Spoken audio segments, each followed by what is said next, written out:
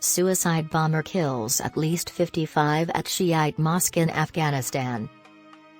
A suicide bomb attack on worshippers at a Shiite mosque in the Afghan city of Kunduz killed at least 55 people Friday, in the bloodiest assault since U.S. forces left the country. Scores more victims from the minority community were wounded in the blast, which has not been claimed but appears designed to further destabilize Afghanistan in the wake of the Taliban takeover.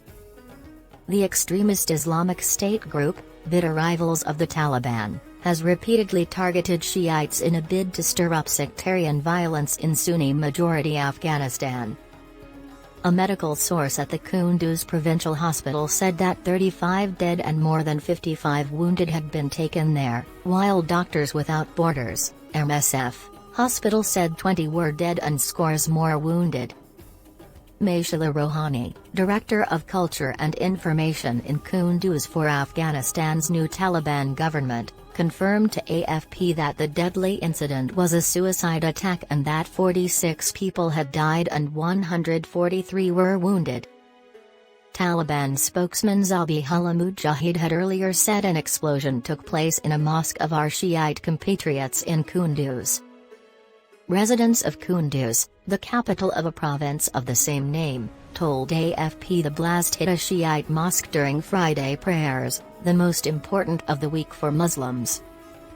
Zalmai Alakzai, a local businessman who rushed to Kunduz Provincial Hospital to check whether doctors needed blood donations, described horrific scenes. Ambulances were going back to the incident scene to carry the dead, he said. An international aid worker at the MSF hospital in the city told AFP there were fears the death toll could rise even further. Hundreds of people are gathered at the main gate of the hospital and crying for their relatives, but armed Taliban guys are trying to prevent gatherings in case another explosion is planned, he said.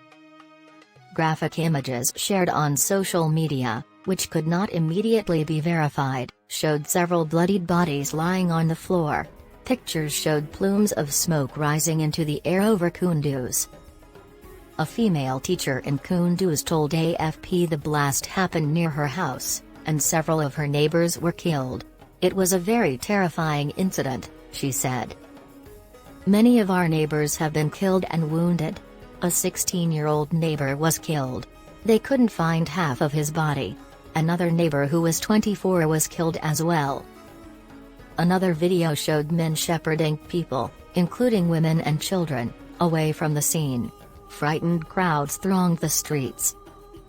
Aminullah, an eyewitness whose brother was at the mosque, told AFP, "After I heard the explosion, I called my brother but he did not pick up. I walked towards the mosque and found my brother wounded and faint. We immediately took him to the MSF hospital." Kunduz's location makes it a key transit point for economic and trade exchanges with Tajikistan. It was a scene of fierce battles as the Taliban fought their way back into power this year. Often targeted by Sunni extremists who view them as heretics, Shiite Muslims have suffered some of Afghanistan's most violent assaults, with rallies bombed, hospitals targeted and commuters ambushed. Shiites make up roughly 20% of the Afghan population. Many of them are Hazara, an ethnic group that has been heavily persecuted in Afghanistan for decades. In October 2017, an IS suicide attacker struck a Shiite mosque as worshippers gathered for evening prayers in the west of Kabul, killing 56 people and wounding 55 including women and children. And in May this year, a series of bombings outside a school in the capital killed at least 85 people, mostly young girls. More than 300 were wounded in this attack on the Hazara community.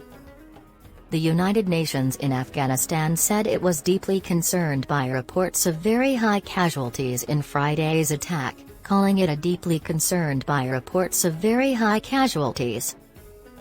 UN refugee chief Filippo Grandi told reporters in Geneva the blast was the symptom that the implosion of Afghanistan may also translate into renewed insecurity. This, he said, means more people killed, more terrorist attacks, more instability. And that is also something that we should all be worried about,